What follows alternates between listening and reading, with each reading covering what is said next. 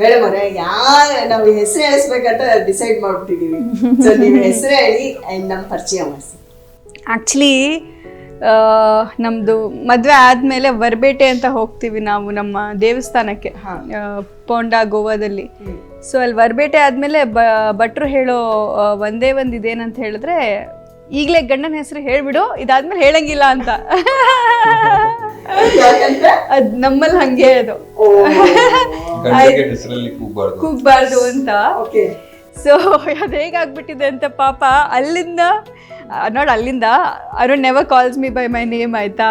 ಅರುಣ್ ಯಾವತ್ತೂ ನನ್ನ ಹೆಸರು ಕರೆಯೋದೇ ಇಲ್ಲ. ನಾನು ಸಿಟ್ಟು ಬಂದಾಗೆಲ್ಲ ಅರುಣ ಬಾರೋ ಇಲ್ಲಿ. ನಿಮ್ಗೆ ಗೊತ್ತು ಇಲ್ಲಿ ಕರೆದ್ಬಿಟ್ಟು ಇಂಟರ್ವ್ಯೂ ಕೂರ್ಸಕ್ಕೆ ನಾನು ಎಷ್ಟು ಕಾಲಿಡಿಬೇಕಾಯ್ತು ಅಂತ. ಆಮೇಲೆ ಈ ತರದ್ ಒಂದು ಆವಾಜ್ ಹಾಕಾದ್ಮೇಲೆ ಬಂದಿದ್ರು ಅದು. ಹೌದಾ? ಅರುಣ್ ಸರ್, ನಮ್ಮ ಕಾರ್ಯಕ್ರಮಕ್ಕೆ ಪ್ರೀತಿಯ ಸ್ವಾಗತ ನಿಮ್ಗೆ. ಅಂತೂ ಇಂತೂ ಒಂದು ಇಂಡೈರೆಕ್ಟ್ ಆಗಿ ಹೆಸರು ಹೇಳಿಸಿದೀವಿ. ಸೊ ನೀವ್ ಹೇಳ್ಬೋದು ಅಂತಂದ್ರೆ ನೀವ್ ಹೇಳೋದೇ ಇಲ್ವಾ? ಹಾಗಾದ್ರೆ ಮಾನ್ವಿತಾ ಅಂತ ಕರೆಯೋದೇ ಇಲ್ವಾ ಯಾವಾಗ್ಲೂ, ಅಥವಾ ಏನ್ ಕರೀತೀರಾ ಪ್ರೀತಿಯಿಂದ? ಅವ್ರಿಗೆ ಹೆಸರು ಚೇಂಜ್ ಆಗ್ತಾ ಇರುತ್ತೆ depending on the mood. Okay. ಖುಷಿಯಾಗಿದ್ದಾಗ ವಿತ್ ಫುಲ್ ಲವ್ ಏನ್ ಕರೀತೀರಾ, ಅಥವಾ ಸಿಟ್ಟು ಬಂದಾಗ ಕೋಪ ಬಂದಾಗ ಏನ್ ಕರೀತೀರಾ? Bullu is what I call her. ಅಂದ್ರೆ ಏನು ಇಲ್ಲ, like nonsensical names on the spot ಏನ್ ಬರುತ್ತೆ ಅಂತ ಹೇಳೋದು.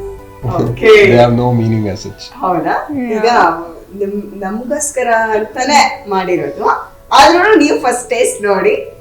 ಡ್ರೈ ಫ್ರೂಟ್ಸ್ ಲಡ್ಡು ಸಕ್ಕತ್ತಾಗಿ ಘಮ ಘಮ ಅಂತಿತ್ತು. ಇಡೀ ಕಿಚನ್ ಮನೆ ಎಲ್ಲ ಫುಲ್ ಘಮ ಘಮ ಅಂತ. ಇನ್ಫ್ಯಾಕ್ಟ್ ಇದನ್ನ ಮಾಡು ಅಂತ ಹೇಳಿದ್ದೆ ಅರುಣ್ ಅವರು. So much. ಎಷ್ಟು ಕೋಆಪರೇಟಿವ್ ಆಗಿ ಬ್ಯಾಕ್ ಸಪೋರ್ಟ್ ತರ ನಿಂತಿದ್ದಾರೆ. ನಾನು ಏನ್ ಮಾಡೋದು ಅಂತ ಯೋಚನೆ ಮಾಡ್ತಾ ಇದ್ದೆ. ನೀವು ಅಡಿಗೆ ಅಂತ ಹೇಳಿದ ತಕ್ಷಣ I said make dry fruits laddu. ಅದಕ್ಕೆ ಡಬಲ್ ಥ್ಯಾಂಕ್ಸ್. ಫಸ್ಟ್ ಇವ್ರ ಮೇಲೆ ಎಕ್ಸ್ಪೆರಿಮೆಂಟ್ ಮಾಡಿ ಆಮೇಲೆ ನಾವು ತಿನ್ನೋಣ. ನೀವು ನಿಮ್ಮ ಕೈಯಾರೆ ಕೊಡಿ.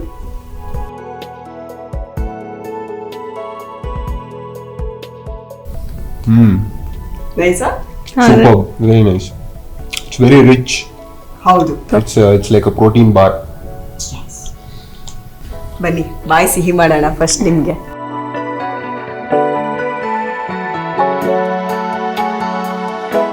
ಸೀರಿಯಸ್ಲಿ ಸೂಪರ್ ಆಗಿದೆ. ಒನ್ ಮೋರ್ ಅಂತೀವಿ ಅಂತ ಹೇಳಿದ್ ನಿಜ, ಅಷ್ಟು ಚೆನ್ನಾಗಿದೆ. ಫಸ್ಟ್ ಥಿಂಗ್, ನಿಮ್ಮಿಬ್ರು ಲೈಫು ಯಾವಾಗ್ಲೂ ಇಷ್ಟೇ ರಿಚ್ ಆಗಿರ್ಲಿ, ಇಷ್ಟೇ ಚೆನ್ನಾಗಿರ್ಲಿ ಅಂತ Thank you. ಎಲ್ಲ ಆಡಿಯನ್ಸ್ ಪರವಾಗಿ ಥ್ಯಾಂಕ್ ಯು. ಫಸ್ಟ್ ಟೈಮ್ ಇಬ್ರು ಫೇಸ್ ಟು ಫೇಸ್ ನೋಡಿದ್ವಿ ಯಾವಾಗ? ಸೇಮ್ ಆನ್ಸರ್ ಇಬ್ರದ್ದು. ಅವ್ರು ಆಯನ್ ಮಾಲಲ್ಲಿ ಫಸ್ಟ್ ಮೀಟ್ ಮಾಡಿರೋದು ನಾವು. ಸೊ ಅವರು ನಾನು ಎಂಟ್ರೆನ್ಸಿಂದ ಬರ್ತಾ ಇದ್ದೆ, ಅವ್ರು ಆಲ್ರೆಡಿ ಇದ್ರು.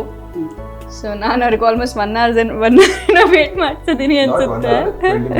ಅಷ್ಟೇನಾ? ಟ್ರಾಫಿಕ್ ಅಂತ ಹೇಳಿ. ಬಟ್ ಆ 20 minutes he made it sound like ಇಷ್ಟೊತ್ತು ವೇಟ್ ಮಾಡೋದು ಅನ್ನೋ ಥರ. ನಾಟ್ ಆ ದಿನ ಏನು ಹೇಳಿರಲಿಲ್ಲ. After long time he said, ಆ ದಿನ ಎಷ್ಟೊತ್ತು ವೇಟ್ ಮಾಡಿಸ್ತೆ ನೀನು ಅಂತ. ಲೈಕ್ ಹಾರ್ಡ್ಲಿ ನಾ ಈಗ ಹೇಳ್ತಿದ್ದಾರೆ ಹಾರ್ಡ್ಲಿ 20 minutes ಅಂತ. 20 minutes is nothing. Nothing. 1 hour. Her standard is 1 hour.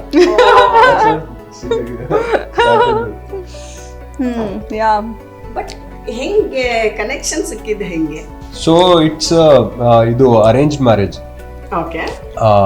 So ನಮ್ಮ ತಾಯಿಯವರು ಫೋಟೋಸ್ ಕಳಿಸಿದ್ರು ಆ್ಯಂಡ್ ನಂಗೆ ಅವ್ರ ಪ್ರೊಫೈಲ್ ನೋಡ್ಮೇಲೆ ಇಷ್ಟ ಆದ್ಮೇಲೆ ಅಮ್ಮಂಗೆ ಹೇಳಿದೆ ಮಾತಾಡ್ಸ್ತೀನಿ ಅಂತ. ಅದಾದ್ಮೇಲೆ ಅಮ್ಮ ಅವರು ಟ್ರೈ ಮಾಡ್ತಿದ್ರು ಕಾಂಟ್ಯಾಕ್ಟ್ ಮಾಡೋದಕ್ಕೆ.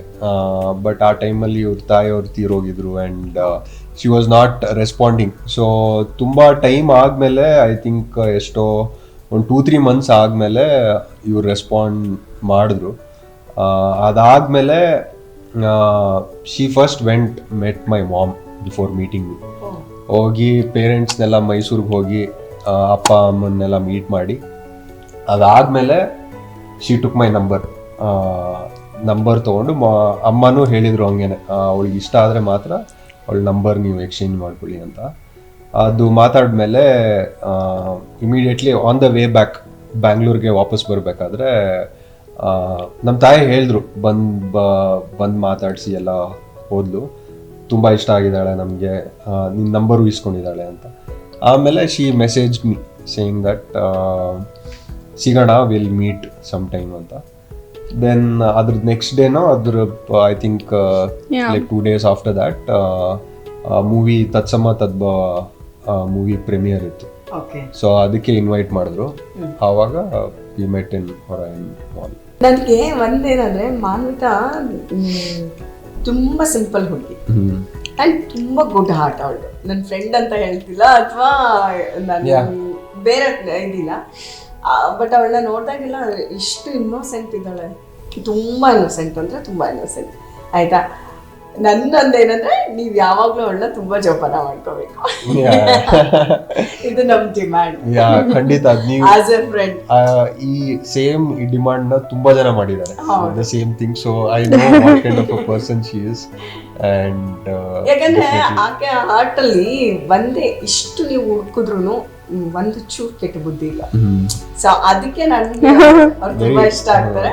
ವೆರಿ ಟ್ರಾನ್ಸ್ಪರೆಂಟ್, ಏನು ಮುಚ್ಚಿಟ್ಕೊಳ್ಳೋ ಅಂಥದ್ದು ಅಥವಾ ಆಸ್ ಎ ಸ್ಟಾರ್ ಅಥವಾ ಹೀರೋಯಿನ್ ಅಂತ ಅದನ್ನ ತೋರಿಸ್ಕೊಳ್ಳೋ ಅಂಥದ್ದು ಏನಿಲ್ಲ. ತುಂಬಾ ಡೌನ್ ಟು ಅರ್ತ್.